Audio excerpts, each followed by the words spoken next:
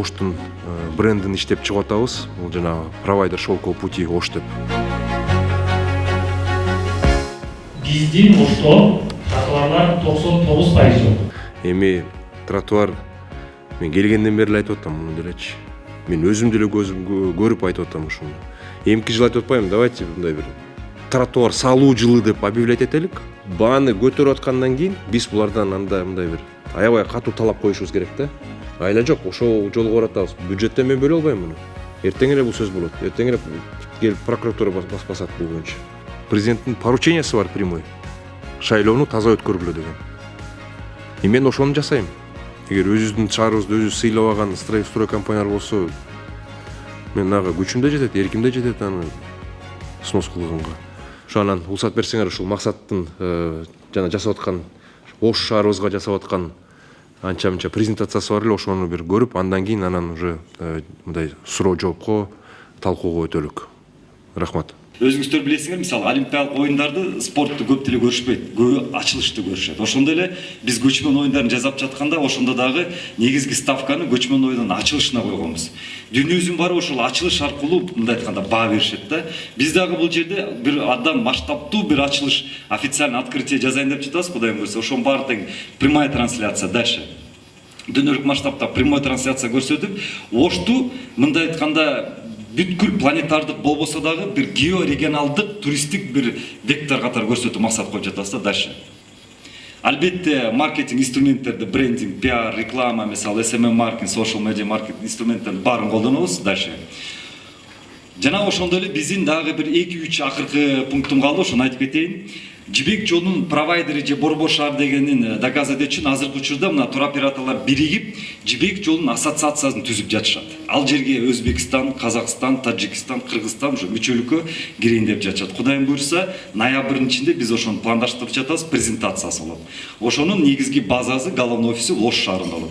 Демек, мындай айтканда, туроператорлордун көрсөткөн кызматтар негизги провайдери действительно кызмат көрсөтүш. Бул Самарканд, Бухара же Бишкек эмес, Алматы, Астана эмес, Ташкент эмес, Ош шаары болот. Дальше.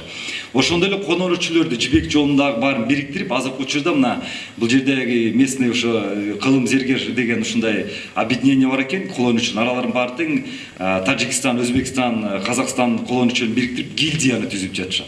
Жибек жолунун колонуучулөрүнүн гильдиясы. Мунун статусу абдан жогору. Эгер Кудайым буйрса мына мэриянын күчү менен дагы бул жерден бир этно шаарчаны ачууну дагы пландаштырып жатабыз.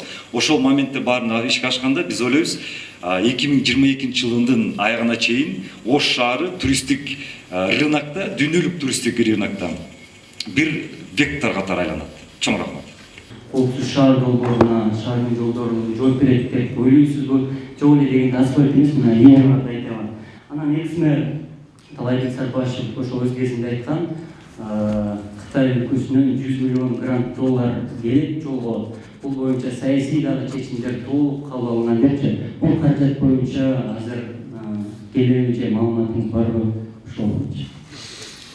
Туура. Биринчиден ушул жана коопсуз шаарды мен дагы ошол коопсуз шаарды бияка камераларды орнотуп баштаганда эле бул суроону мен да бергем.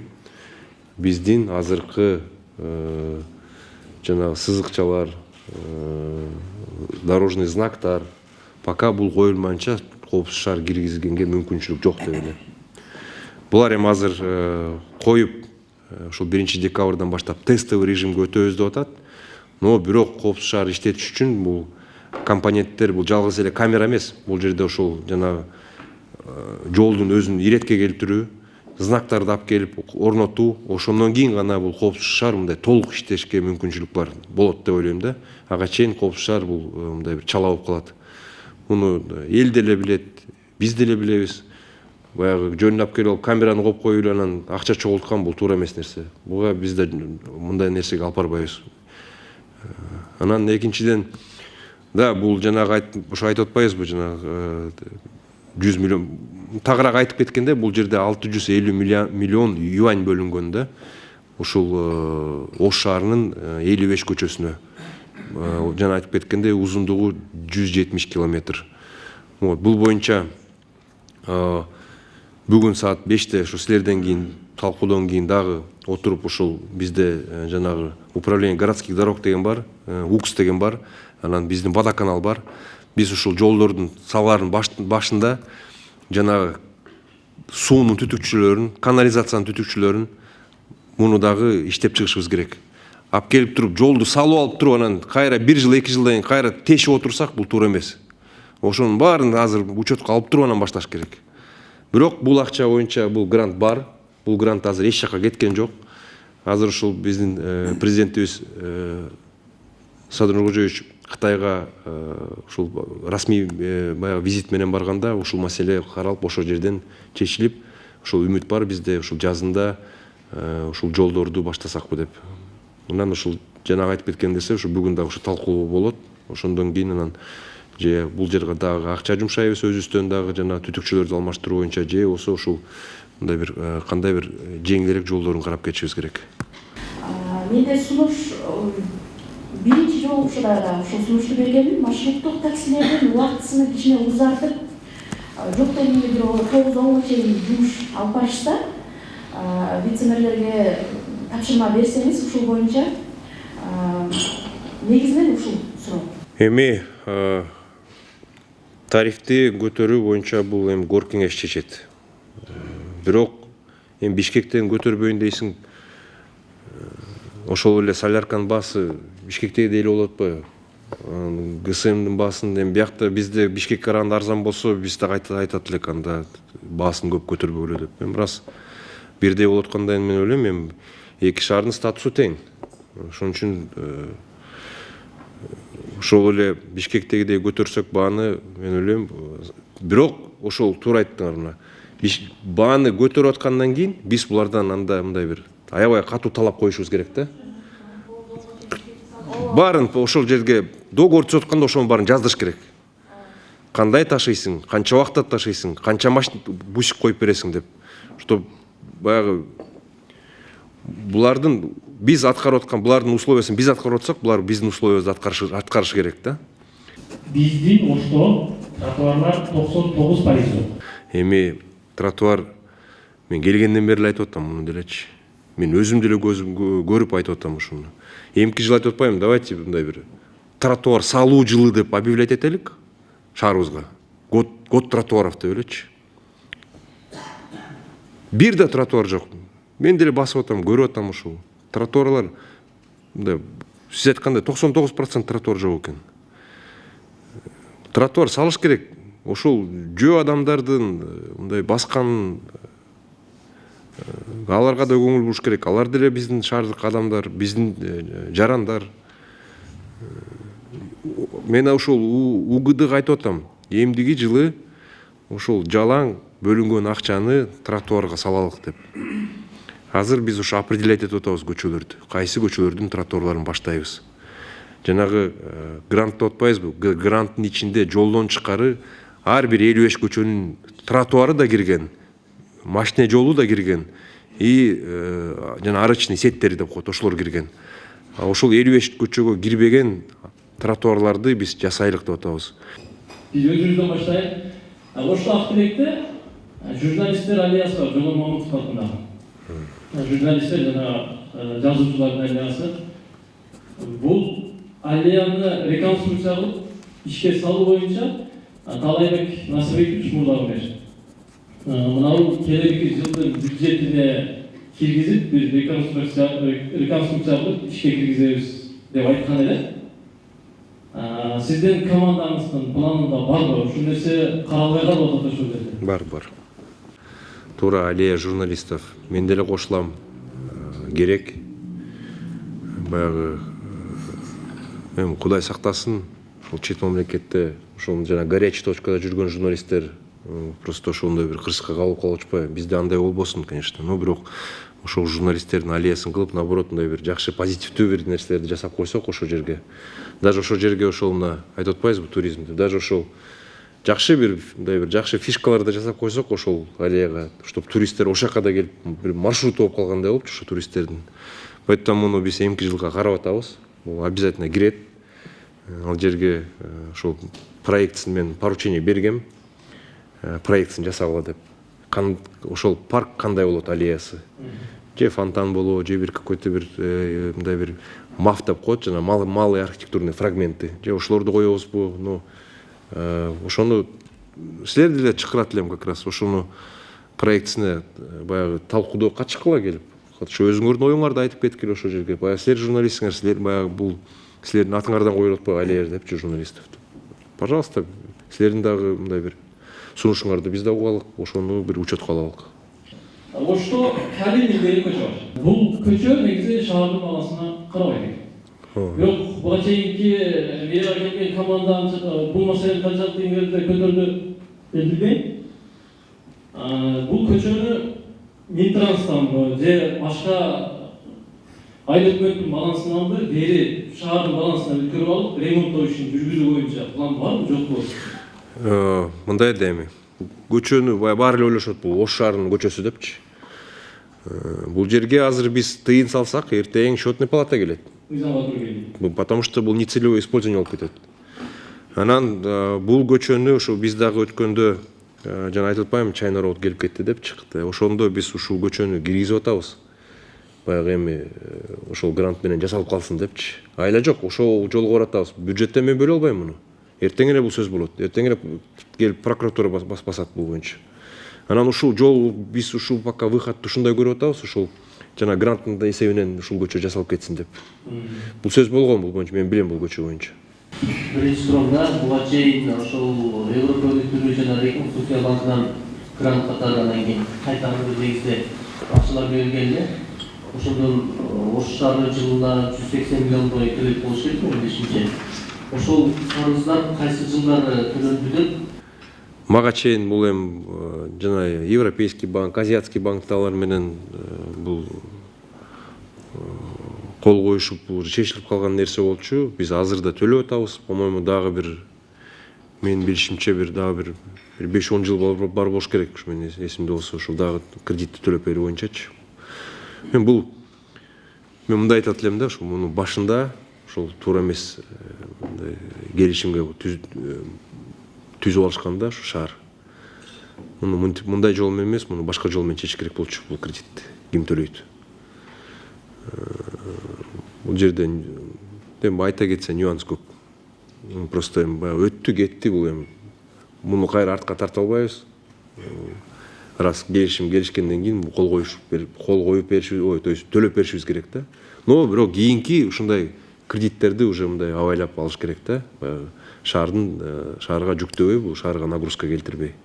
Муну уже башкача жол менен чечебиз бул. Эгер кийин эми колдон келсе кредит албай эле коюш керек. Өзүбүздүн күчүбүз менен жасашыбыз керек. Бюджетти толтурушубуз керек. Мен ойлойм, ошо азыр мына налоговый жаңы кодексте жакшы нерселер кирип атат. Мындай бир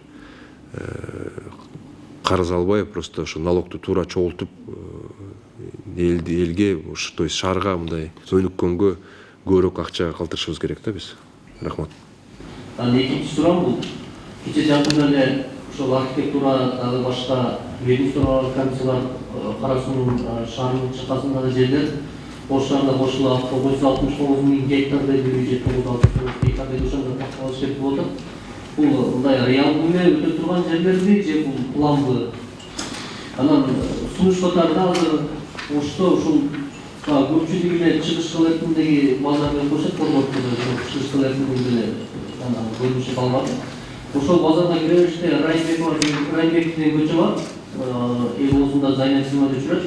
Ошол жакты оңдоп койсо болобу деген сунуш бар да. Ошол рахмат. Бул боюнча ошол Борбордон, Гамсумодон комиссия келип кеткен.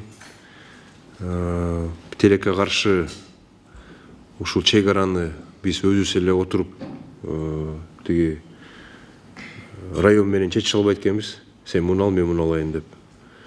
Бул жерде ошол толук комиссия иштеп, анан өзүңөр билесиңер, закон боюнча чек араларды жогорку кеңеш бекитет. Анан ушул бизде да ниет бар, ушул эмки жылы ушул жогорку кеңеш ушул биздин шаар менен райондун чегин, баягы чек арасын аныктап берет деп. Бул жерде эми районду деле түшүнсөк болот. Биз баягы бизге кирип кеткен анклавдарды сурап атсак, булар анда силер толук эле айыл өкмөтү менен кошо алып кеткиле деп атат да. силер баягы шаарга жакын жерлерин алып атасыңар, жакшы жерлерин. А жаман жерлерин баягы бизге чыдап салып атасыңар деп. Алардыкы да айтып аткан туура да. Раз аласыңар, анда полностью калкы менен район айыл өкмөтү менен кошо алып кеткиле деп атат. Биз деле аны албайбыз деп аткан жокпуз. Хорошо, биз деле ошого баралы деп атабыз. Ошол туура нерсе. Баягы шаарга акча түшүп аткан шаардын ичиндегилер бул эми баягы көп эле коммерческий объект болуп кетпедиби? Ошону албастан ошо калкы менен алалы депчи. Эми конечно, бул албетте бул нагрузка болот шаарга, но бирок раз шаарды чоңойтуп аткандан кийин ошол сиз айтып аткан жана мен да эсимде жок, ошо 9000 гектар болуш керек ошо. 9000 гектар ушул шаарга кошулуп атат да дагы. Шаарда бир канча курулуш компаниялары боюнча материал тапканыбызда бир эмес бир канчасы мыйзамсыз курулуштарды жүргүзүп келгенин байкаганбыз. Талап боюнча архитектурадан экология инспекцияларынын уруксаты болушу керек эле, lekin каршы алардын такыр тежелүү документациялары жок болуп чыккан. Ошол эле учурда мисалы биз ишкерлерден камерадан сырткары пикирин уксак, алар айтат, биз аларга ошо курулуш жүргүзүү үчүн шаардык бийликке болобу, архитектурага, экология инспекция болобу биз доля беребиз. Доля бербесек, алар бизге курулуш компания курулушту жүргүзүүгө эч качан уруксат бербейт депчи. Бул мындай чиелешип калган маселе да. Ошол нерсени айта алыштыбы? Анан сиз эгерде ушул уруксат ушул курулуш компанияларга мыйзамсыз жүргүзүлгөн курулуш компанияларды эгерде сиздерге журналисттер аныктап тактап берсе, кандай чара көрөсүз? Дарамитиңиз жетеби аларды ушул мыйзам чегинде жоопко тартууга? Бул биринчи суроо. Строй компаниялар менен жолуккам. Строй компания ачык эле сүйлөшкөнбүз. Кандай маселелер бар, кандай проблемалар бар. Бул жерде жеке эле мэриянын мындай күнөөлөп кереги жок. Бул жерде ошол строй компаниялардын өзүндө да күнөө болуп атат да, өзүндө да проблема болуп атат. Экинчиден, бул жерде ошол жанагы мына буга чейин айтпадык, анклавтар депчи. Ошол анклавдын шаарга тиешеси жок участкалар, бул ошо райондун участкалары да. Бирок ошол райондон градсоветтен өтүп алып туруп, анан стройкасын баштап атышат, а райондун градсоветинде суу шаардыкы, канализация шаардыкы, свет шаардыкы. Анан булардын баары, анан булар ошол өзүнүн районунан градсоветти өтүп алып туруп, анан бизге келип бияка доматтарын коюп атышат да. Биз муну биринчиден ошону токтоттук. Азыр райондун ошо анклавда шаарга тийиштүү эмес, районго тийиштүү участкаларга үй салынып баштаса, же объект коммерциялык деп коелук да. Булардын градсоветин биз тааныбайбыз. Пока биздин градсоветтен өтмөйүнчө. Потому что бардык инженердик сеттер шаардык. Анан баягы биз үчүн чечип алып туруп эле, анан бизге алып келип берип атышат да. Мына бизге кошуп бериле деп. Кандай болбойт биринчиден. Экинчиден, мен буларды чогултканын себеби ошол строй компанияларды. Мен да ошол сөздү айттым. Кайсы бир структура, кайсы бир служба келип акча доласа, же квартира сураса, ошо мага прямой чыккыла деп. В принципе, строй компаниялар баары уккан, аны билет. Мен андан көрө ошол жерден башка сунушту айттым. Ошол водоканал, суунун түтүкчүлөрүн ошол үйгө, жалгыз эле ошол үйгө тартып бербесин, салып аткан. А жандагы үйлөргө да тартып берсин. Ошол эгер үйүнө чейин 100 метр труба болсо, ошону 1 километрге чейин тартып берсин, жаңыртып алгыла ошол трубаларды, ошолордун акчасы менен деп. Ошондой жол менен, ошондой жолду мен сунуштап атам да. А жанагындай коррупционный, да, буга чейин уктум андай нерселерди. Анан могу незаконный постройкалар эми, булардын баарын азыр териштиребиз. Кимдин действительно документи жок. Эгер такыр эле баягы беспредел болуп салынган болсо, соттун решениясы менен муну снос кылыш керек мындай нерселерди.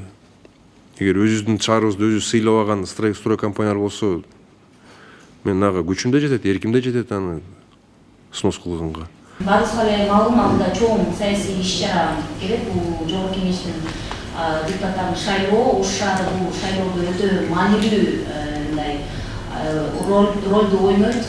Сиз буга чейин ушул бир топ талаптарды айттыңыз. Биз массалык каражаттарды артуу болуп.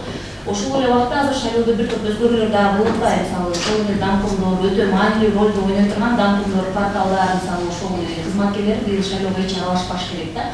Бирок элдин ишеними жок да, булар сөзсүз аралашат, кандай жол менен болсо дагы алар иштеп беришет эртең шайлоого депчи. Коомчулуктун алдында сиздин ушул талаптарыңызды шайлоону кандай өткөрөсүз, шайлоого тиешеси жок, өзүнүн гана мындай кызматын аткара турган кызматтар эгерде шайлоого аралашпаса эмне чаралар болот ушул тууралуу? Да, шайлоо боюнча бул бизге да мындай ушундай талаптар коюлуп атат. Бул менин мындай бир ойлоп тапкан өзүмдүн инициативам эмес. Биз дагы ушундай сөздөрдү угуп атабыз. Бизге дагы айтылып атат, катуу шайлоого кийлигишпегиле деп. Өткөндө дагы ушул республикалык штабтын жетекчиси келип кетти. Бул коопсуздук кызматтын секретарь совета Совбез. Ошол эле ЦИКтын борбордук шайлоо комиссиясынын төрайымы келип кетти. Бул жерде дагы ушул жабык совещание болду. Абдан катуу айтылды ушул шайлоого кийлигишпөө боюнча. Бул жерде чараны баягы жумуштан кетириш эмес, соттолуп кетесиңер дегенге чейин айтылды. Мен ошолдун баарын кайра бизге кандай айтылса, биз азыр ошондойду маптарга да айтып атабыз. Маптар андан ылдый ошол Дамкомдорго чейин түшүрүп айтып атат бул маалыматты. Мени тияктан бир партияга чуркап бер деп жиберген жок. Таза өткөрүп бер шайлоону деп жиберишти. Баарына ушул мындай суроо кызык болуп атат да. Мэр атайын шайлоо өткөргөн келип туруп. Президенттин поручениясы бар прямой. Шайлоону таза өткөргүлө деген. Мен ошону жасайм. Мен тиги партия же бул партияга чуркап бергиле деп буга чейин кимге айтып турмун? Фактыңар болсо мага айткыла ошондойду. Мындан кийин дагы эч кимге айтпайм мен мындай сөздү. Бул позиция, бул оппозиция. Буларды чабыш керек, буларды болсо колдош керек деп. Эгер ошондой факт болсо, наоборот, силер мага айткыла. Жетип атат мага деле маалымат. Азыр чара көрөбүз уже жакында. Бул боюнча дагы азыр териштүү иштер жүрөт уже.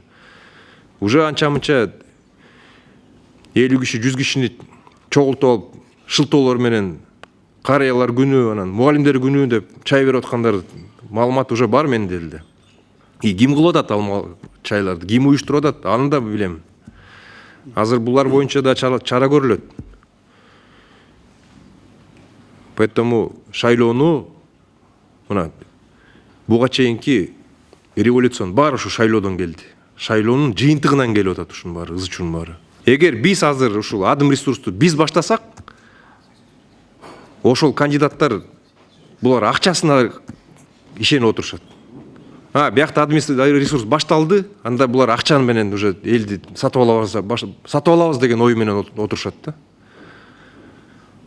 Ошон үчүн мындай бири-бирибизди провокация кылбашыбыз керек да. Бизден адым ресурс иштебеш керек. Мына люстрация, ушундан мына люстрация возможность бар да азыр элде.